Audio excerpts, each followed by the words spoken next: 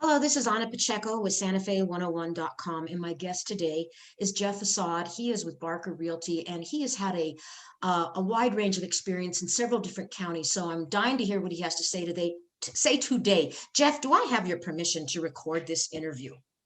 Yes, you do. Well, perfect. So first of all, you're actually our northern neighbor. You came from Canada way back when, if I'm not mistaken. Correct. In 1990, my family moved here to Albuquerque. I spent 4 years there. I spent 4 years up in Taos, building earthships and working at the ski area, and then have been in Santa Fe ever since. Well, it's funny you mentioned the Earthships. I had a fabulous interview with the Earthship people on a couple of days ago. So I learned a lot about that. That must have been quite an experience. So tell me, well, first of all, why did you move with your family, or did you move by yourself as a young man, or how did that work out?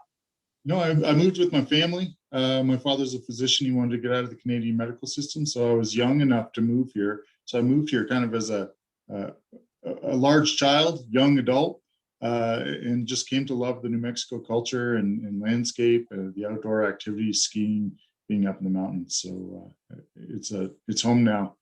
And what drew you to real estate? I mean, that's the neat thing about real estate for, interviewing all you folks is that you all have such interesting lives. Yes, it's fun and diverse. I started largely in construction. I had a landscape and pool maintenance business in Albuquerque. Then I went up to Taos, did the earthship thing, worked at the ski area in the winter. When I came back to Santa Fe, I started a wood shop. To me, what was the highest art in construction to me was cabinetry. And so I had a furniture and cabinet shop for years. And then right before the crash, I had my eye on real estate. I was about to turn 40, and I thought, oh, I got to settle down and do something serious. And so it was a natural progression in real estate. Having lived in those three areas, understanding structures and having worked on them, both conventional and unconventional. Also, moving here from out of state, but also being here young enough where I really came to understand and love the New Mexican culture. So as I said to my wife, we feel like foreign locals, and real estate was the perfect culmination of my skill set before. So. And then when you said after the crash, you're referring to 2008? Correct. Yeah. Okay. Yeah. I got my real estate license in the summer of 2006. So I was just on the leading edge. I started in real estate, and immediately the market tanked, and I was like a salmon swimming upstream. I stuck with it and was tenacious, and it's proven to be a really good business for me. It was the right move, although those first few years were tough. So you've been at it for about 15 years. And before I forget, I want to thank you. I know you've taken my class at the Santa Fe Realtors Association on Santa Fe history, art, and culture. So thank you for wanting to learn more about the incredible history of this area. But I'm curious. So you're probably the perfect person to talk to about this in terms of, because you were in construction, about the diverse architecture. And well, let's just talk, I guess, primarily the three major counties that you've worked in. I know you sell in several of the counties in this region here, but let's talk about architecture for a minute. Really, do you have a favorite, or do you have is there some words words of wisdom or something that you'd like to say to people that might be watching this video about things to look for when they're wanting to buy a house in this part of New Mexico? Well, we do have some diverse architecture here. Of course, the Pueblo Revival style is what makes Santa Fe iconic. It's, I think a good thing that we have some restrictions on the building in the downtown core. It makes Santa Fe unique to other countries or other cities around the country. My personal preference is the territorial style. I like those crisp lines, the brick coping. That's what resonates with me. But really, whatever the buyer's comfortable in. We're known for our adobe construction. They stay cool in the summer and warm in the winter. But they're also, what we call our faux adobes, or frame and stucco, which look like the traditional adobes, but that's what I live in now. That's just so our people, people that might be watching this, that's kind of more it's more the norm these days because unfortunately adobe's is just incredibly expensive. I always like to tell people that, you know, adobe was like poor man's housing. You know, in the old days, Yeah. some guy would make his own mud bricks and he'd build one or two rooms, and his family grew, he would add on. Today it's so prohibitively expensive that I like to say that only in Santa Fe can the very rich afford to live in mud huts, because that's what, you know, that's what it is. The other thing, so back to territorial for just a moment, is it referred to as territorial because right around our territorial period, which would have been about 1850 till statehood in 1912, they started building houses kind of different because people were coming on the railroad from different areas? Is that what that's about? Correct, partially. And then the other thing is, you know, as you said, you know, people were living in, you know, we call mud huts around here, which is, you know, a lot of us are fond of. That's what was the prevailing building styles at the time. But as we were trying to get statehood, and this is my understanding as a Canadian, of course, is that as they were trying to get statehood, they wanted to make these mud huts look more like the homes back east. So they, you know, sharpened the edges. They put little shutters on them, tried to make these mud huts look like something you would be used to seeing if you were coming out here from back east. And then, of course, once they got statehood, they said, okay, well, let's go back to the styles that we love and adore, which is primarily the Pueblo Revival. But the territorial, they also, I said the ones I'm thinking of, they actually have bricks on them. Is that They correct? do, yeah. So they tried to take those curved parapet walls and crispen them, make them sharp and square. And that's why the brick coping was there, was to give them that crisp architecture that you might say, let's say in Denver or back on the East Coast. They would dress them up with shutters. They would put the little triangles over the windows. Oftentimes you'd see what they call a dental, which comes from the word tooth. You'll see those little squared off coping around the upper parts of the homes. And that was just to really to appeal to the folks that were voting us into the union. You know, I did not know that in terms of it would help us gain statehood. That's a good little tidbit. I did not know that as a historian here. You know, the one thing I guess I would like to talk to you about is as we speak, I'm having terrible roof problems. I mean, I've had water damage because we had a huge snow a couple weeks ago. Let's talk a minute. I mean, let's just for a second, let's talk about flat roofs. I mean, I know that up north in northern New Mexico, they get more snow than we do. A lot of the homes have these really cool slanted, like blue roofs and things. Let's talk a little bit about those types of houses, because again, folks, I mean, I know you might, if you've never had an adobe, a flat roof house, you know, be ready to shell out big bucks to have it replaced about every 10 years. So tell me a little bit about that.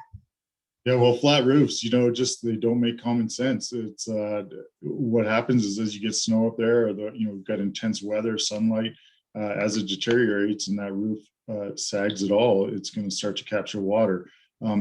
Most of the roofs today, by today's construction standards, are not true flat roofs.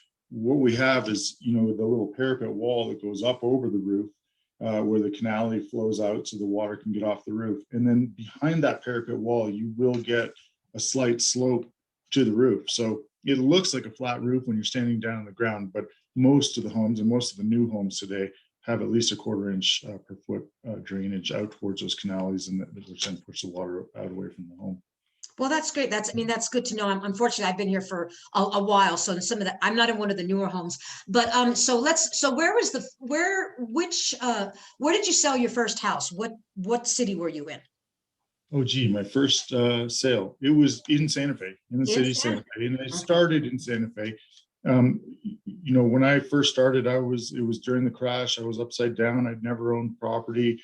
I was comfortable in these small rural towns, so I sold a lot of stuff in Bay, Cochiti Lake. I was picking up work that other agents didn't want to touch. It helped me to develop experience. I got to learn about you know, easement, Native American land, and how it is impacted, how it impacts private claims, water rights throughout northern New Mexico, which, you know, we could do a whole talk on water rights, you know, septic systems, old family properties that hadn't, you know, the title hadn't been cleared properly and family members had moved on or passed away. And so for me, it was a really enriching experience to get into the business, to start with these affordable rural properties. It's where I was most comfortable. And so And again, I have this warm relationship and connection throughout northern New Mexico to the land, the people, and those are the areas where I was comfortable. And so starting from way back in 2006 to right now, 2021, I mean, I'm sure it's so different for you in terms of, and there's probably a lot more realtors than there were when you started out then. And I think just in general, everybody's buying up everything. I don't think there's any, it's not like the old days where you might find a little hidden gem somewhere in a pocket of northern New Mexico. From what I understand from other realtors, it's pretty much a kind of a free-for-all market. Is that correct? The market right now, all the realtors are saying it's insane right now. We've have hardly any supply, strong demand, a lot of people moving here from out of state. With COVID, the home has become more important to people. They're able to work remotely. So a lot of folks that had a dream of moving out to Santa Fe, and not just Santa Fe, but resort towns across the country, are seeing a real influx of people in Santa Fe. We offer a great lifestyle, wonderful weather, rich arts and culture. And so, we're seeing that now in the numbers. And I know you have experience in selling properties. I think you just sold one right now, if I'm not mistaken, out at Cochiti Lake. Let's talk a little bit about, again, I think it's so unique or different. I think it's the only pueblo in New Mexico, correct me if I'm wrong, that is actually has a residential subdivision for non-native people. Is that correct? Correct, it is, and kind of an interesting history. Water being so important, there were two things that kind of came together in the mid to late '60s. One of them was the Cochiti Dam that the Army Corps of Engineers put in. It's kind of a sad story to the Cochiti people because that was really some of their ancestral homeland. It's where the two rivers came together. The Santa Fe River met the Rio Grande. And water being so important, the Flood Control Act of 1960 was really what initiated, Cochiti Dam going in. It was a huge project by the Army Corps of Engineers, one of very few around the country. And with the creation of a lake that was going to be there, there was another developer that came in. Great Western Cities was the original developer to provide this great city. It was originally to have all the amenities of a 7-day weekend. It was located in what they called the Golden Triangle between Santa Fe, Albuquerque, and Los Alamos. It was originally slated to be 40,000 people or thereabouts. I think 12,000 home sites altogether. If you go on Google Maps, you'll see, roads bulldozed quite extensively out there. And then the development was bought by the Hunt brothers out of Texas. And who were heavily invested in the silver markets. And when the silver markets crashed, they were left bankrupt. The tribe, weren't developers. They were kind of left with this, what do we do with it now? So there was a big class action suit. They were eventually able to purchase that lease back and are managing, they're obligated for this 100-year lease that goes from 1969, the year I was born, on to 2068. And so, it does provide some income for the tribe. Don't know what's going to happen at the end of the lease. And it serves its purpose for a lot of people. They love the environment, the lake, there's a golf course there, great views. It's a relatively safe community to Santa Fe without the same Santa Fe pricing. So, it works for a certain subset of people. So would you say it's if you were to find a house at Cochiti Lake, it's what, maybe 25% less expensive, or what would be a ballpark for how much less would it be, do you think? Yeah, so I tell people if you were to take the homes at Santa Fe or in Cochiti and move them up to Santa Fe, you pay double. So you're really about half of the market value of what you are in Santa Fe. So it'd be like like a $500,000 home here. You could get that same home for about 250,000. Correct. Well, that's Correct. a big incentive. And have you had any opposition, or have you heard of anybody that, they have lenders or mortgage lenders? Are they willing to lend money to people that want to buy a home on property that they don't own, and by 2068 is just going to be gone? Yeah, so that is a challenge out there. There are a handful of lenders. What it is, the tribe wants to be in the first lien holder position for their lease and water fees. And so there are some lenders that take exception to that. And there are, plenty of local lenders a handful of local lenders that will offer competitive rates out there. It's one of the issues as they get closer to the end of that lease. They're still providing 30-year mortgages out there, but as you get closer to the end of that lease, they're starting to make noises that mortgages will be tougher to get. Property values probably will be impacted negatively as you get closer to the end. And so that's where I say, people looking for an investment, it's probably not, the ideal community, but for people who, that it works for, they say, hey, I love the golf, it's right next door. I got great views, and I'll be long gone by the end of the lease. And for those, yeah, that's what I know of a couple of people that have retired out there. They didn't have children, or if they did have children, they didn't, it was like perfectly fine for them. They could buy it cash. I mean, I mean, when you think about it, there's golf, there's fishing, it's secluded, it's beautiful, and it's half the price of Santa Fe. So it does serve its purpose, but again, it's just not for everyone. That's a good point to make. What are some of the other interesting areas, other counties, other than just Santa Fe? One of the reasons I'm doing this side is so that I can educate people as to other opportunities in some of the other counties, because Santa Fe is, it's a lot of people are priced out of this market now. What are some of the other interesting areas that you work in that people might at least consider or take a look at? Well, if pricing is the big obstacle, then you're looking at either Cochiti or Placitas. I see a lot of people that are looking at Cochiti or end up in Placitas. Placitas is part of Sandoval or Bernalillo County? Sandoval. Sandoval County. And what's Placitas like out there? I remember years ago, it was kind of like an old hippie town. What's it like now? It is, yeah, it is. It is an old hippie town. And years ago, there was a commune out there. I visited back in my 20s. Oh, I didn't know that. Yeah. But so you get the historic village, you get a little bit of that, but then you also get some nice newer construction that's high up on these mesa tops. You get an interesting perspective of Sandia Peak, and then out towards the west, overlooking the Rio Grande Valley, out towards the west in the Jemez Mountains.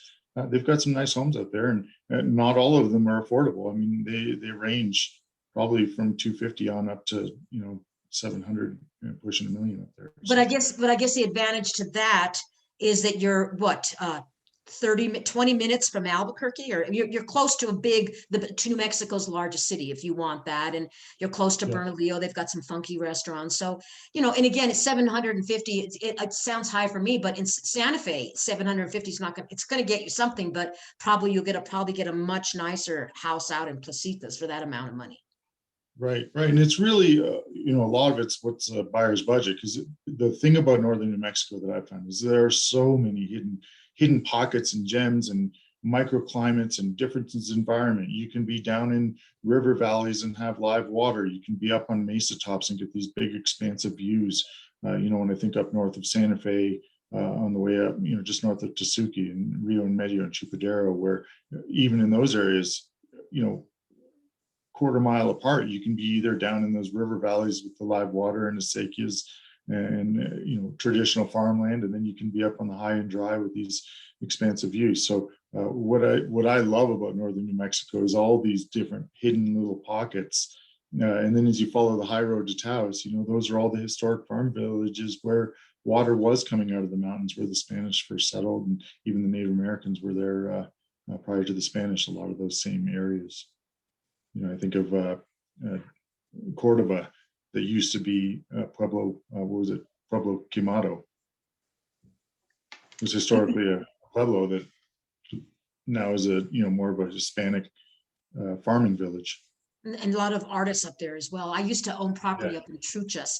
We're almost out of time here. Are there any other areas of northern New Mexico that people should consider, maybe they haven't thought about, where it would be, like somebody who could have, say a young family starting out, they make good money, but they have kids, and they don't, they can't, they don't want to plunk $1 million down on a fixer upper. What do you recommend? Well, again, a lot of it is what kind of lifestyle are they looking for? What's their budget? How close to amenities and services do they need to be? I'd say, probably the most affordable stuff within Santa Fe is out on, Airport Road, new construction to the west, where we have room to expand. Once we bump into the mountains, the land is far more limited. So we're seeing most of our new development out along the 599 bypass, lots of great options out there for new construction that's close to town. and relatively affordable. And then if you're looking in the rural communities, you're going to find maybe a little, you're going to find more affordability, but also a little more rough in terms of habitation. You'll get the original farmhouses, but how much work do you want to put into bringing them up to today's standards, or do you want to keep them in the original state that they are? So your rural areas are going to be your more affordable places, and then the west of Santa Fe, where the most of the new developments. Well, I want to thank you for this interview, and I'm going to, certainly I'll have all your contact details so people will know how to contact you. Anything else you want to say before we sign off? Oh, I really love attending your classes, Anna, and look forward to becoming a member of your website. Like we say, we live in such a great environment that's rich in history and culture and great weather, and I look forward to hearing more. History in New Mexico is a fun subject for me. Well, that's the cool thing too, is I'm hoping that people understand that, we're one of the largest states in the West, but for sure, by far, we have the coolest people, without a doubt. Listen, thank you again. Yeah, you too. Thanks. Take care.